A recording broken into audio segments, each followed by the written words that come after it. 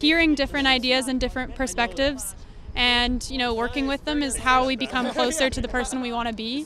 And so if you're shielded from things, how are you going to reach your maximum potential of who you want to be?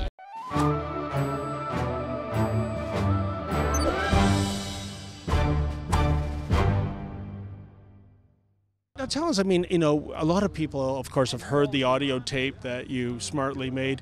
And what struck me about it, Lindsay, is, and maybe you tell me if I'm not interpreting it right, but these crusaders against bullying seem to relish the idea that they were bullying you. It was a 3-on-1 intellectual smackdown, that brought you to the point of tears. What did you take away from that kangaroo court session? It showed me that maybe they don't really have the ability to self-reflect and that they're not open to exploring other ideas. And I think it might just be a product of working in a university, is that you're in a line of work where you work maybe in isolated conditions, you're used to the sound of your own voice, you work with like-minded people, and therefore your ability to see outside of that kind of falters. And yet, what I found fascinating about your story, Lindsay, is that it seems that your crime was that not so much that you're a Jordan Peterson supporter, I don't think you are, it was just that you ran a clip from the TV Ontario Agenda film without a de rigueur condemnation of Jordan Peterson. One of the professors actually comparing him to Hitler. And I just think that in their eyes, it seemed that your sin was treating students as adults, free-thinking adults.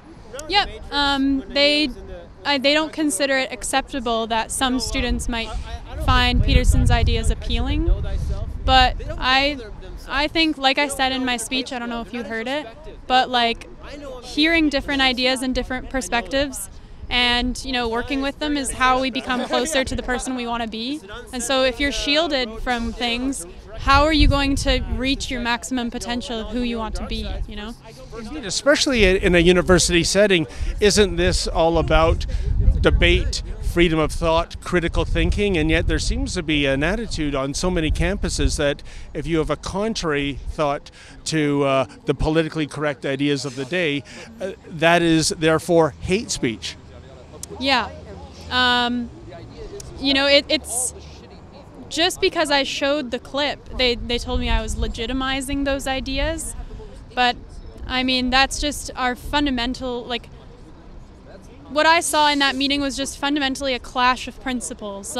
I value that people can think for themselves and come to their own conclusions, and I guess that's just not a value anymore for these kind of departments in universities. It took several days, but the administration has apologized. I think it's a bit of a mealy-mouthed apology. Are you satisfied with the apology that came forward to you?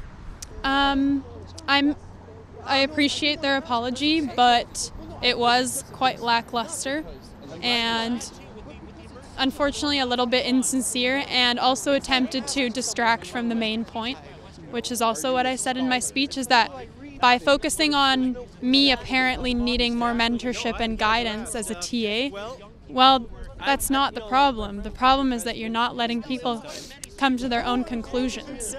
I think that's a very valid point. Were they giving an apology, or were they sort of implying that you're kind of sort of still part of the problem in terms of not thinking the way they want you to think? Yeah, they were just doing damage control, I think, which they had to do. Yeah. You had a great turnout here, Lindsay. Tell me, there was a counter-protest earlier on across the street. It seemed perversely ironic to me that these were people using their freedom of speech to protest freedom of speech. What do you make of this? I respect that they came out, and I didn't even get a chance to see their signs or talk to them or anything. But it does. Well, they wouldn't talk to us.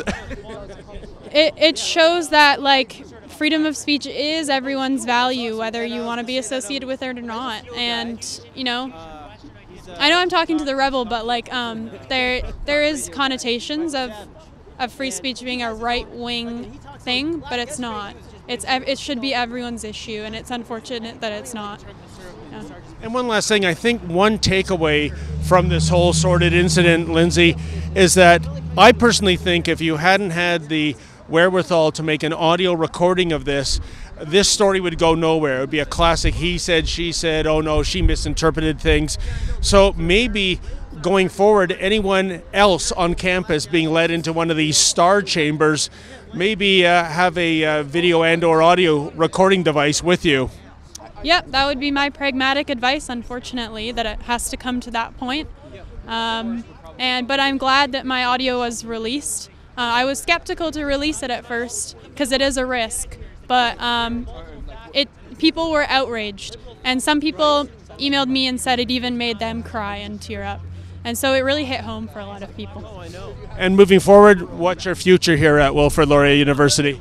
I don't know if there is a future here. 50-50 for now. Yeah. With David, the men's is for Rebel.media. Beautiful.